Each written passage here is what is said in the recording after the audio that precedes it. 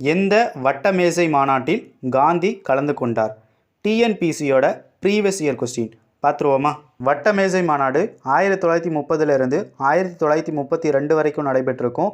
இதில் முதல் வட்டமேசை மாநாடு 1930 நவம்பர் 12 லண்டனில் நடைபெற்றிருக்கும்.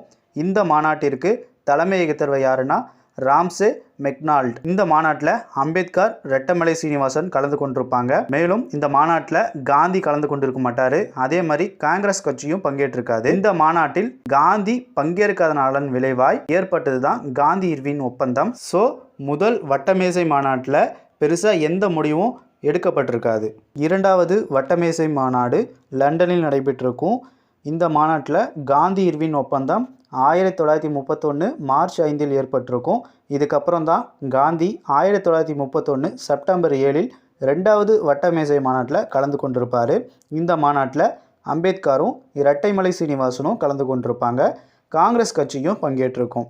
இந்த மாநாட்டில் சிறுபான்மையினருக்கு தனித்தொகுதி குறித்து காந்திக்கும் அம்பேத்கருக்கும் பிரச்சனை ஏற்பட்டிருக்கும். மூன்றாவது வட்டமேசை மாநாடு 1932 நவம்பர் 17 முதல் டிசம்பர் 24 வரை லண்டனில் நடைபெற்றிருக்கும். இந்த மாநாட்டில் காங்கிரஸ் கட்சியும் பங்கேற்றிருக்காது, காந்தியும் பங்கேற்றிருக்க மாட்டார். இந்த மூன்று வட்டமேசை மாநாட்டிலுமே அம்பேத்கர் மட்டும் பங்கேற்றிருப்பார்.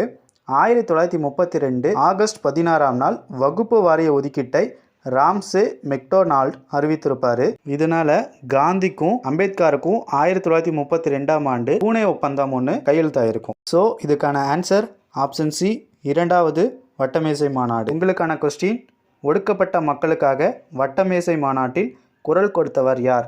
இதற்கான ஆன்சரை கமெண்ட்ஸில் சொல்லுங்கள். நம்ம சேனலை சப்ஸ்கிரைப் பண்ணிக்கோங்க. நெக்ஸ்ட் வீடியோவில் பார்ப்போம். தேங்க்யூ.